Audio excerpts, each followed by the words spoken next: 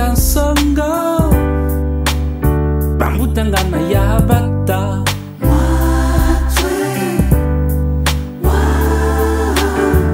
ole bantu buka kansongo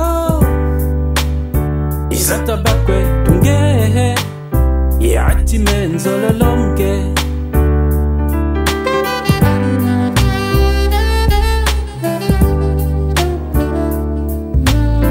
ole bantu buka kansongo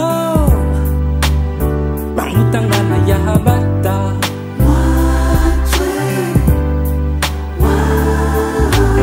zaba metima mungewe teneka suza yula mama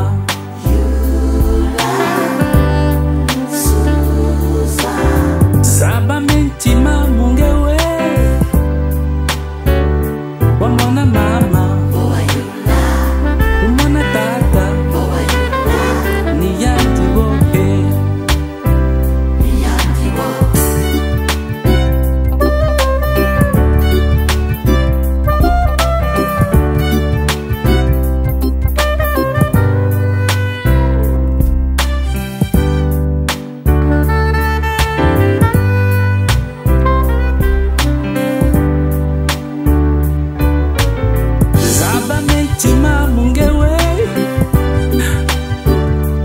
Suza yula mama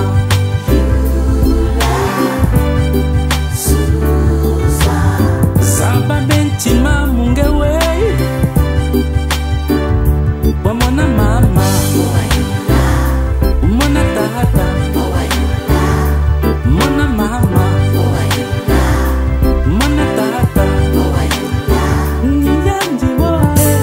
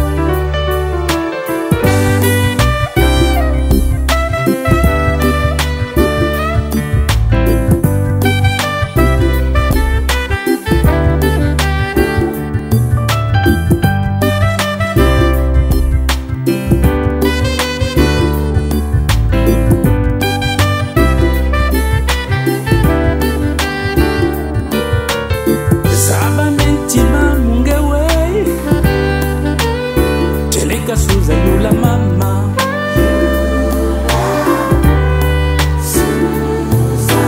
zaba mentima mungewe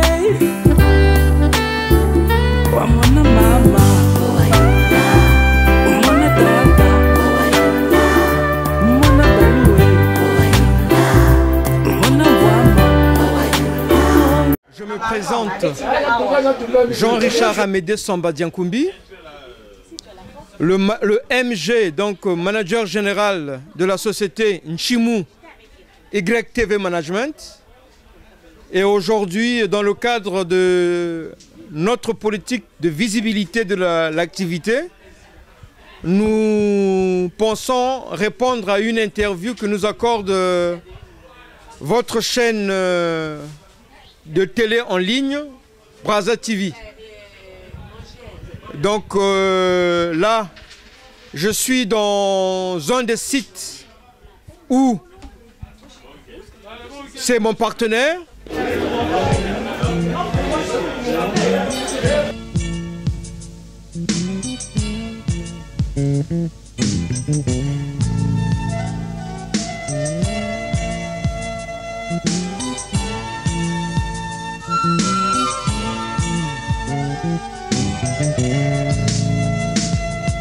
Lolo bangeni mpemba Zulu mvumbi za lombo ndiamu mena nyonga ya nzila mayama mulembo piema matswandere ilembane mukula kandaya ele nkondibila musese dia kuyambala intwari kyakanga kitwa ketitunga kyabayendela manenga kumayama masangi mabeto byakabiswa munweya matabisu makitanto kitwa tungidi kintwaji kakanda kitwa ketitunga kyabayendela manenga kumayama masangi mabeto byakabiswa munweya matabisu makitanto kitwa tungidi lolo bangeni mpemba kuyoka madya kinkala butwa lembana muwisana mukanda ya singuluni yabwa beto banso bambangi twege mikukunyungu myavutuka mukyadia bululembane mutunga kitwali pasilu mona kalwato kwaza monako lumbu chini bwili mwemitukilia matabisu makitanto kitwatungidi. Sur la place de Paris, nous allons nous permettre de lui poser quelques questions afin de faire plus en connaissance. Katialoutre, bonjour. Est-ce que vous pouvez avoir l'amabilité de présenter votre salon? Où sommes-nous et qu'est-ce qui vous a poussé à créer ce salon sur la place de Paris? Merci. Pardonnez le micro. En fait, je m'appelle Loutre, je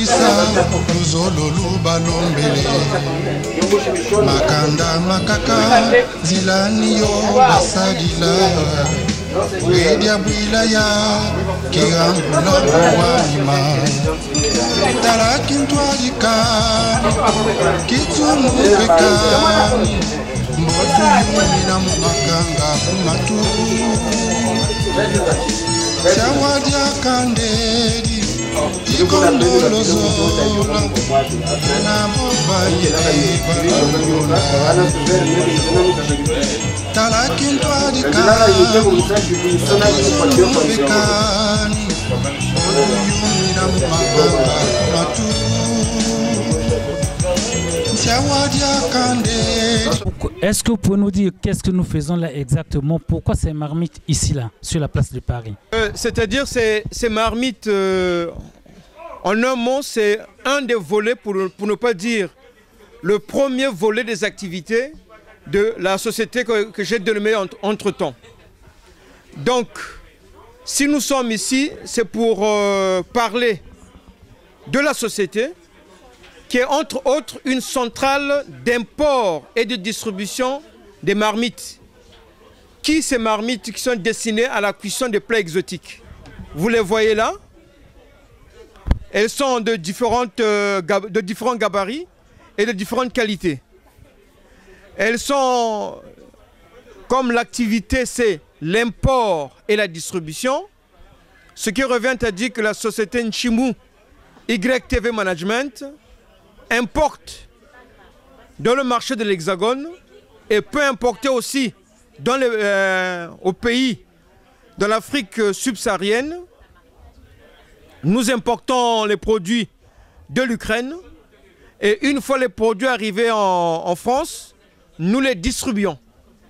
Et la distribution se fait soit au niveau des consommateurs directs qui sont des ménagères et au niveau des partenaires qui sont des distributeurs, dont un de nos distributeurs, c'est le marché Faubourg, qui se trouve au 183 rue du Faubourg Poissonnier, dans le Paris 10e, je crois, à moins que je puisse me tromper.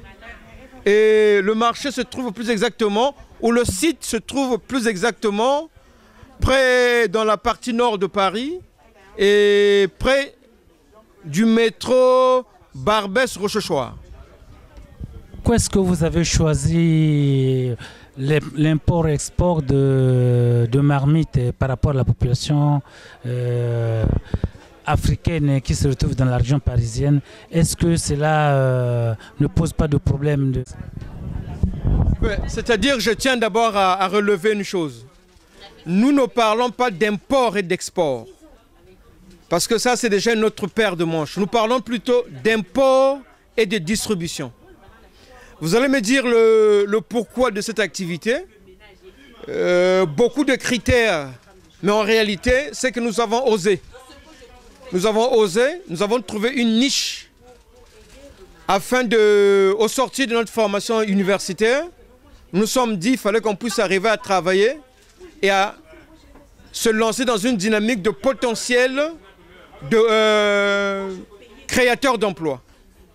C'est dans ce sens-là que toutes nos sœurs, la diaspora africaine au niveau de la place de Paris et congolaises en particulier, cuisinent souvent les produits locaux ou les mets locaux. On peut appeler du madesso, du sakasaka, du 3 pièces. Et ces marmites que vous voyez sont habilitées à faire de ces cuissons-là à l'identique de ce que nos mamans nous ont appris très jeunes au pays. Voilà. Ça, c'est succinctement. Hein. Alors, est-ce que vous pouvez faire la différence pour les gens qui ne vous comprennent pas à propos entre l'import et la distribution?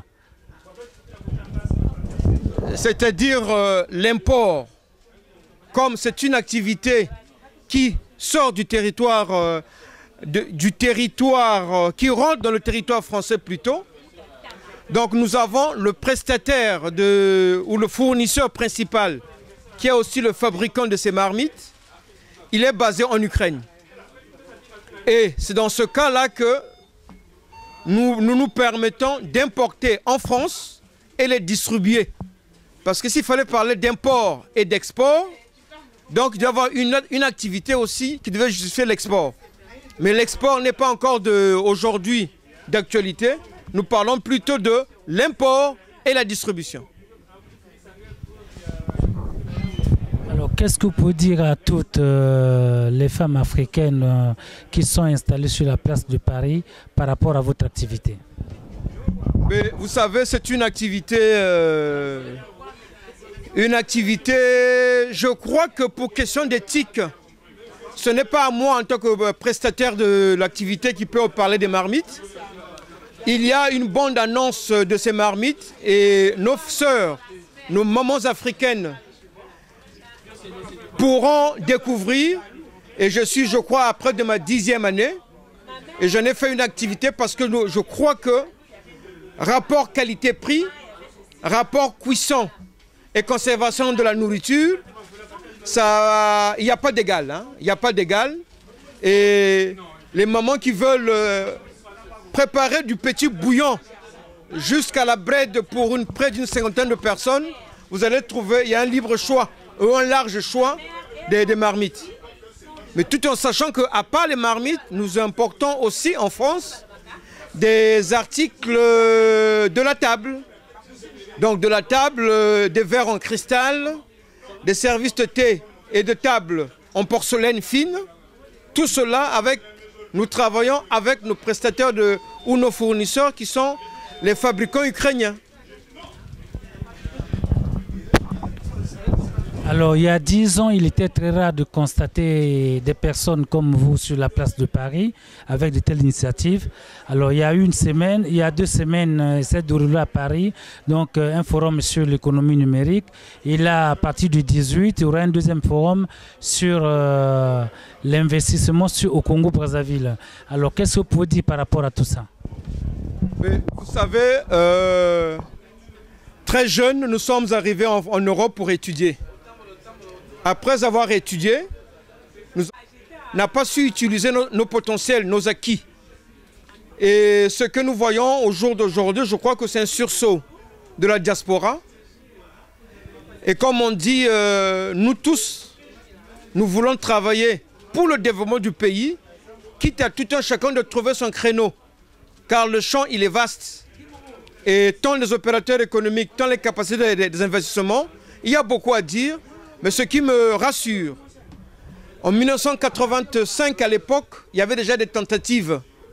Ce qui me rassure, c'est que ce sursaut est quand même à louer et à soutenir C'est pour ça que nous faisons appel et aux investisseurs et aux potentiels angel business pour soutenir cette diaspora.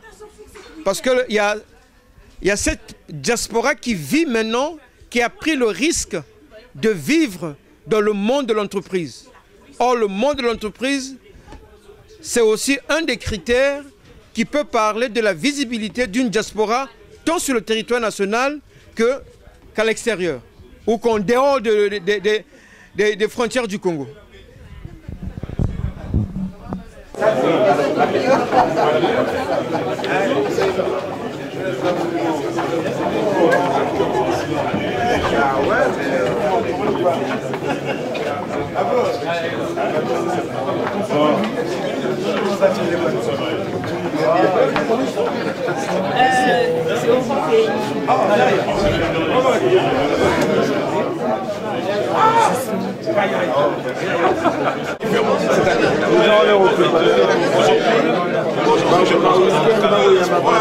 Et les activités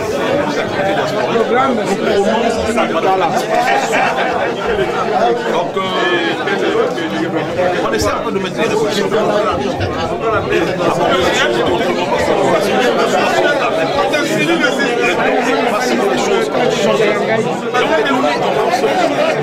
Les modalités bougent à l'extérieur, il faut voir des choses. C'est cela que je dis, le panafricanisme.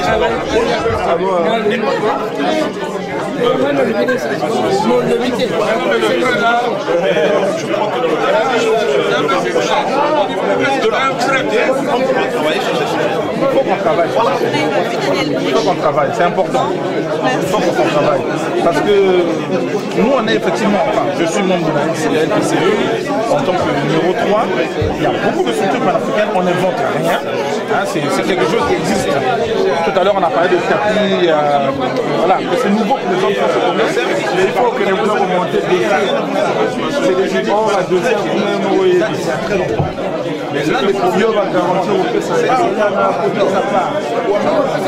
Bien sûr, il y a eu ça te hypothéquer moi et l'autre.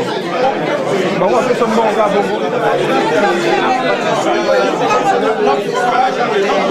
ici comme on travaille ici, il n'y a pas de problème.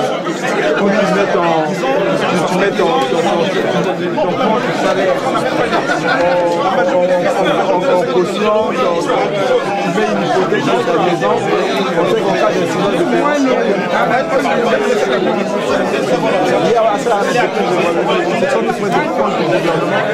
donc ça va répondre en conséquence.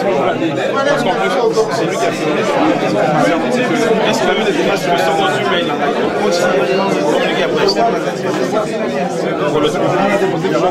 Alors, parlons de la diaspora. Nous savons que dans d'autres pays comme le Mali, la Côte d'Ivoire, effectivement, nous avons en face des diasporas un peu plus compétitives. Est-ce que vous, aujourd'hui, par rapport à tout ce qu'on est en train de faire, par rapport à la naissance, disons, à l'émergence de cette diaspora congolaise, est-ce que vous y croyez sûrement?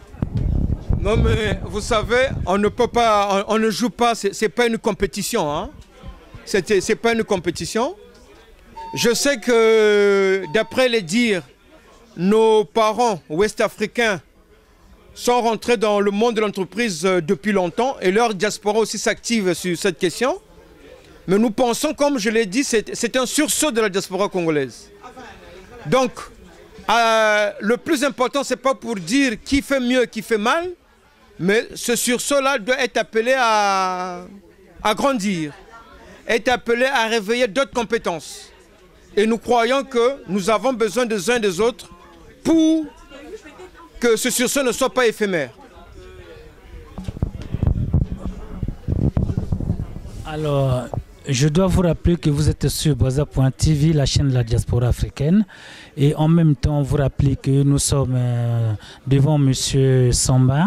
Et donc, il parle de son initiative, donc de sa structure qui manage, qui fait de l'impôt de la distribution sur les produits venant de l'Ukraine. Alors, nous voulons, par rapport à toute la diaspora africaine, est-ce que vous pouvez rappeler en des lignes à quoi consiste votre structure? Non, ben c'est-à-dire, ma structure s'appelle Nchimou YTV Management. C'est une activité, c'est une entité morale sur la place de Paris ou de droit français qui a 3 secteurs d'activité. Donc le premier secteur, c'est l'import et la distribution des articles de la cuisine et de la table. Et c'est ça que la première visibilité. À part maintenant cette activité, il y a la deuxième qui fait, nous produisons et manageons la production et la distribution de différents produits dérivés événementiels. Mais ça, c'est notre paire de manches, nous en parlerons. Et la troisième activité, de notre passage dans les pays de l'Est, où nous avons vécu au-delà de 15 ans, nous avons découvert que la machine industrielle, là-bas, elle est toujours forte. Et c'est pour ça que nous sommes en mesure de faire le consulting ou le conseil plutôt en acquisition de gros engins de BTP et aussi des engins de l'agriculture, donc tracteurs et tout ce qui s'ensuit.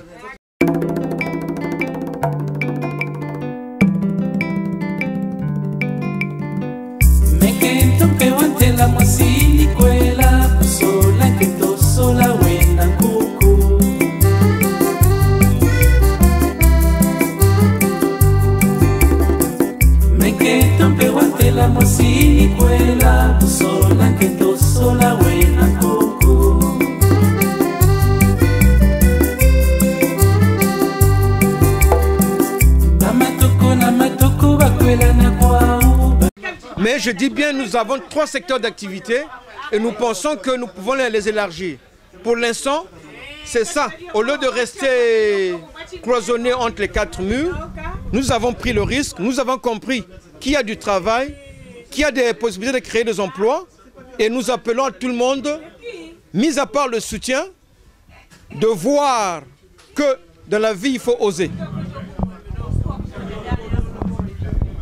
Alors aujourd'hui, vous faites partie donc de ce qu'on appelle classiquement la diaspora intellectuelle. Alors, quelles sont vos relations avec la diaspora ouvrière? Mais non, c'est-à-dire la diaspora ouvrière, moi je ne vois pas l'importance qu'on appelle la diaspora ouvrière. C'est comme on a dit, au jour d'aujourd'hui, nous avons étudié. Nous sommes venus en Europe jeunes pour étudier. Mais après avoir étudié, on fait quoi? Les petits boulots qu'on nous propose, c'est à un certain âge. Et après, nous avons dit, gardons, aidons et assistons plutôt toute la diaspora, dans toute activité confondue, pour qu'on arrive à faire émerger une autre visibilité de notre pays, le Congo-Brazzaville. Alors, est-ce que tu penses qu'au Congo-Brazzaville, les responsables sont prêts à collaborer par rapport à votre discours ou bien par rapport à votre vision des choses?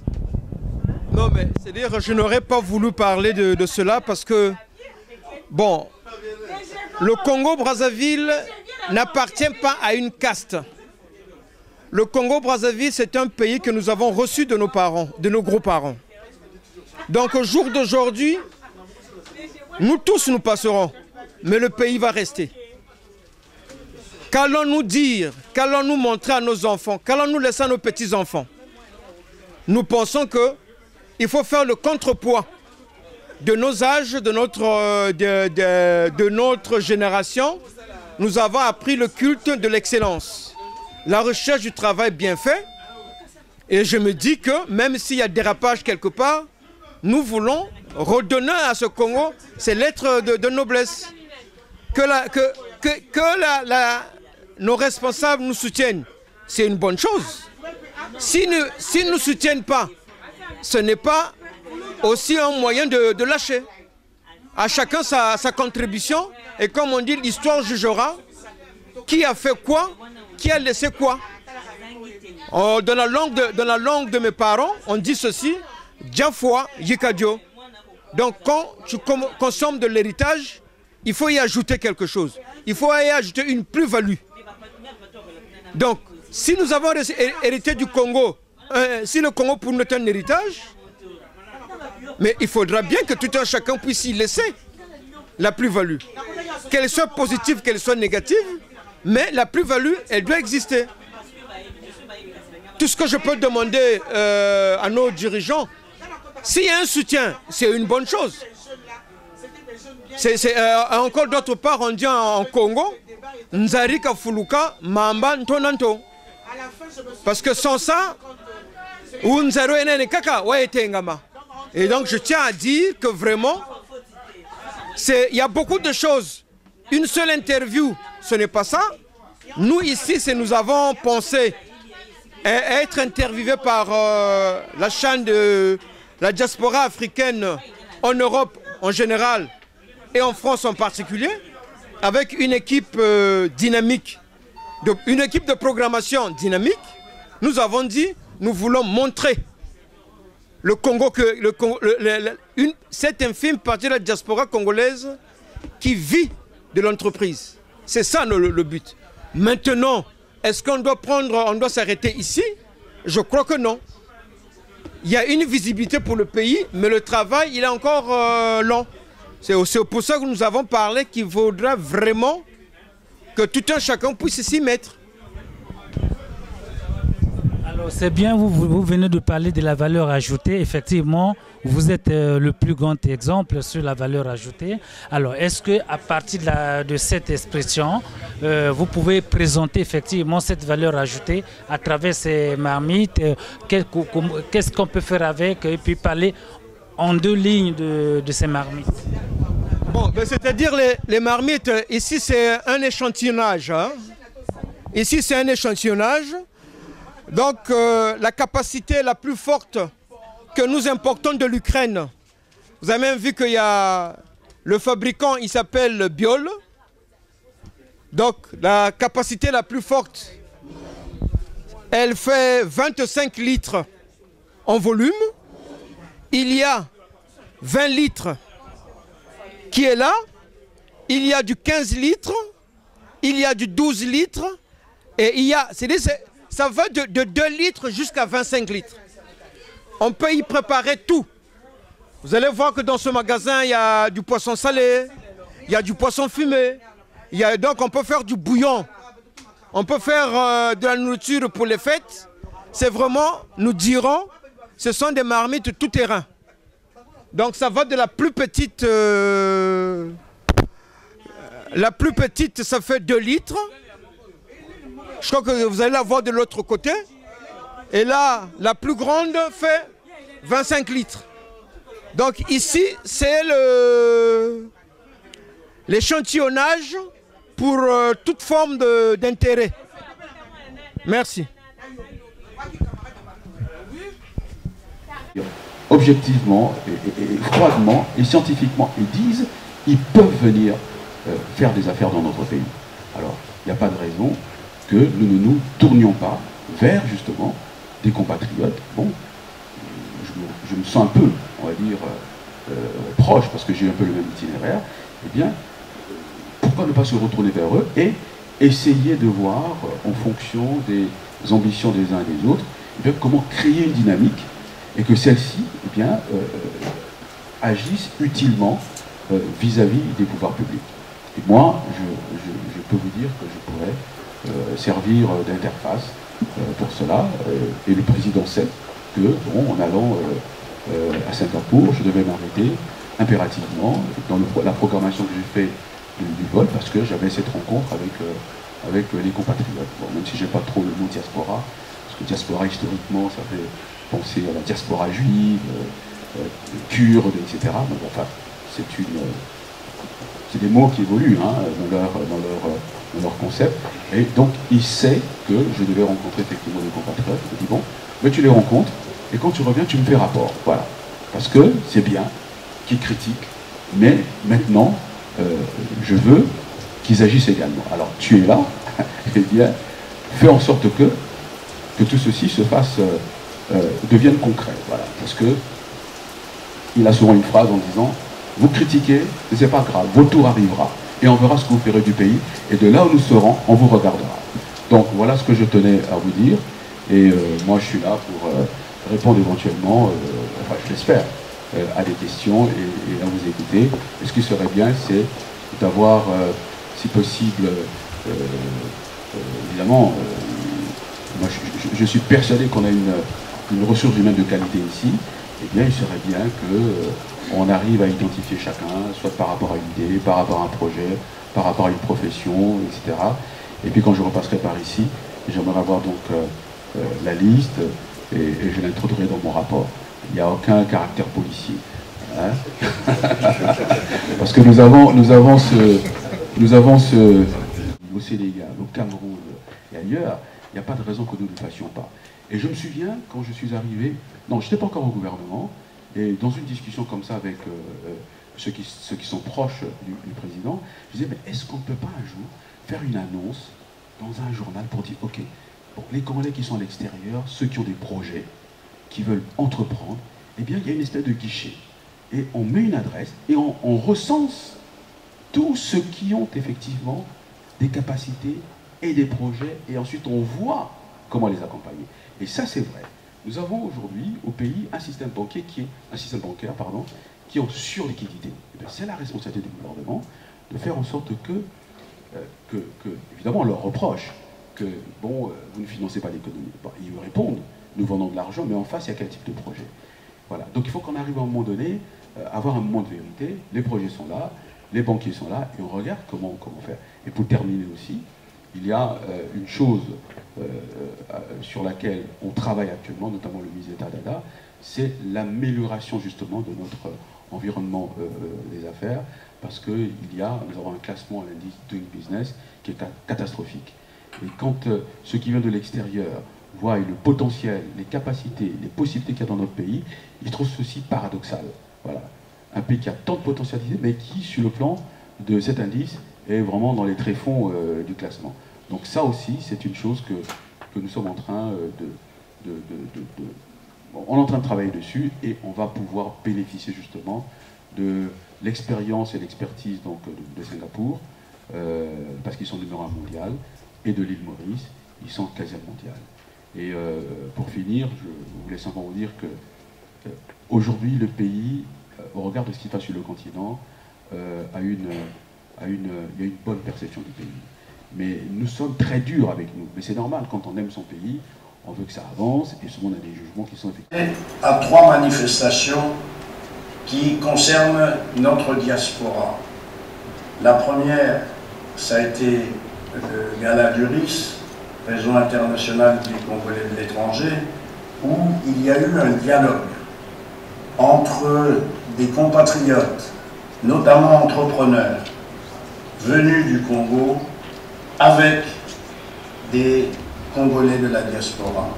Le deuxième, dépassait le cadre du Congo, mais concernait aussi des Congolais, c'était le gala de l'Association des pharmaciens africains de France, qui, je le signale parce que c'est important, ils ont tenu leur congrès cette année à Brazzaville. Mais ils ne sont pas simplement allés tenir leur congrès à Brazzaville parce qu'ils voulaient se retremper dans le climat d'où venaient leurs parents, mais ils y ont apporté quelque chose. Ils ont fait par exemple des dons médicaux à la clinique de Congo Assistance, Mamaputo à Pointe-Noire. Ils ont offert un minibus au centre Handicap Afrique. Donc, ils ont apporté comme nos parents, quand ils venaient de la campagne à Brazzaville, nous apportaient un poulet ou un cabri. Et c'était toujours reçu avec générosité, parce que, comme disent les Espagnols, quand on vous offre un cheval, on ne regarde pas ses dents. De ce point de vue, et le troisième colloque, donc, la troisième manifestation, c'est la vôtre, celle des médecins des Congolais. Merci de m'y avoir convié. Et je trouve que ce n'est pas du tout un moment passager, c'est un moment important. Vous savez, tous ceux qui fréquentent les milieux politiques savent qu'on emploie souvent le terme d'événement historique. Or, un événement, c'est quelque chose qui ne s'était jamais produit et qui ne se reproduira plus. Il est possible que cette rencontre soit un événement. Je ne serai plus de ce monde quand on pourra en juger. C'est-à-dire que, pour la première fois, des Congolais à l'extérieur, avec ceux qui sont à l'intérieur, se rencontrent et en se réfléchissant ensemble. Il serait, je pense, naïf de penser que les Congolais de la diaspora vont tous demain repartir au Congo, même si le Congo est en train de se transformer, même si les conditions, l'environnement, que ce soit matériel, que ce soit institutionnel, que ce soit celui des esprits, n'est plus le même. Je ne le crois pas. Mais les Congolais, même admettons qu'il y en a qui décident à jamais de rester ici, ils resteront ici et en même temps, ils auront envie d'être au Congo. Ce premier pas déjà sera un grand pas. C'est pour ça que je dis qu'il est possible que cet événement soit ou devienne un événement historique. Je voulais dire cela pour la diaspora. On a cité des exemples de l'importance de la diaspora. D'abord, l'exemple le plus connu, c'est celui d'où vient le mot, c'est-à-dire du monde juif. Ce qu'apporte la diaspora juive à Israël n'est pas quantifiable, mais il est essentiel à la vie. Mais vous avez aussi des pays en Afrique. On a cité le Mali, le Cap-Vert, un petit archipel qui est considéré maintenant comme un modèle dans le développement humain et dont 18% de la population, pardon, 18% du PIB provient de la population de la diaspora. Donc, bravo, dialoguer, continuer. Et je dois dire que, de ce point de vue, il faut féliciter nos médecins de la diaspora, parce qu'ils ont déjà commencé. Je me souviens de cette tente qui était face au stade Alphonse Massamba Débat en 2010, et où on voyait une queue de gens qui venaient se faire soigner.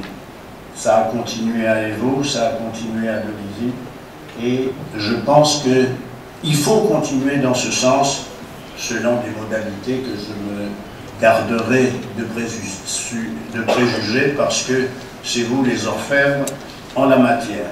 La dernière, je voulais être bref, et j'ai déjà trop parlé, mais je voudrais quand même faire une dernière observation.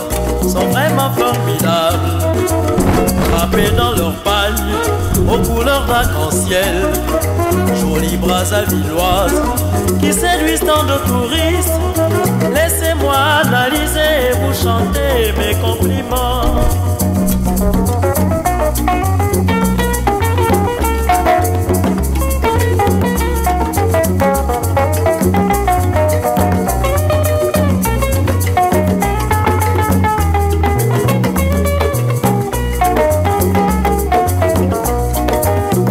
Brazzavilloises aiment l'originalité, démarche élégante et provocatrice. Elles parlent pas beaucoup, mais leurs yeux vous diront tout. Ces yeux qui sont, croyez-moi, avec leur coiffure de très grand fétiche. Ces yeux qui sont, croyez-moi, avec leur coiffure de très grand fétiche. Aux Brazzavilloises, vous avez de la chance. Oh Brazzavilloises, oh vous avez de la chance. Pata pata mungali bakongo wenzeke, vous avez de la chance. Ciao.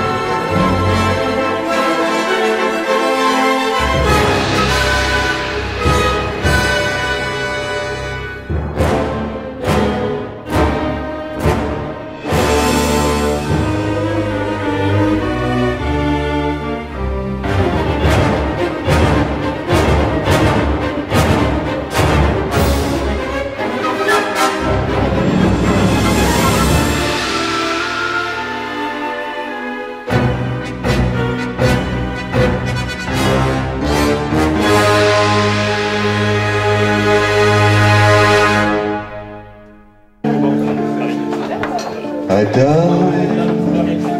ozali vili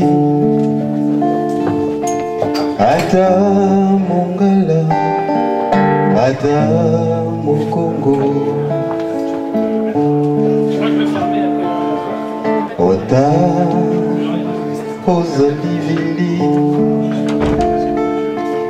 ata mongala ata mokongo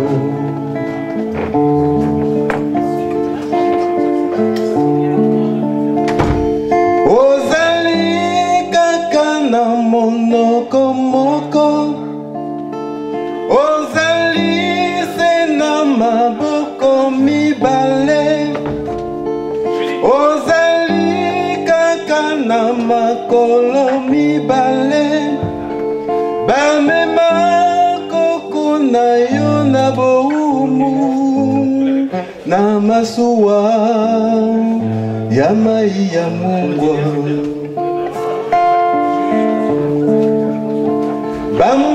bambulumbulu bakanga tata na yo bamema ye na Kongo seyo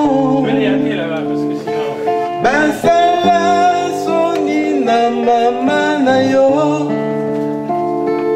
babeta fimbu na ndeko na yo bafingaki yo makako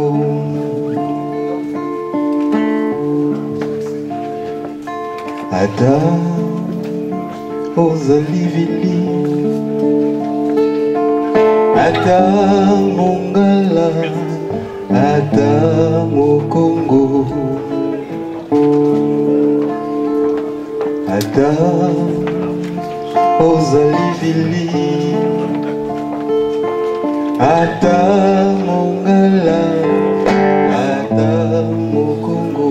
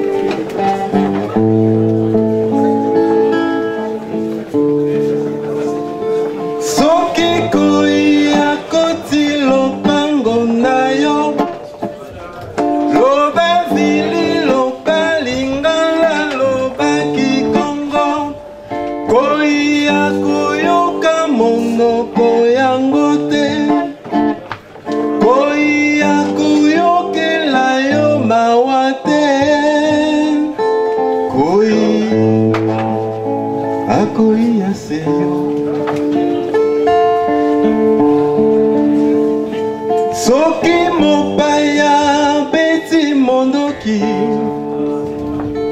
moko akokufa mosusu akozoka bokomona motane ya makila na bino solo zoba oyo alingi kubunda na ndeko tango koi akoti lopango ata ozali vili ata mongala ata mokongo ata ozali vili ata mongala ata mokongo ozali kaka mwana Kongo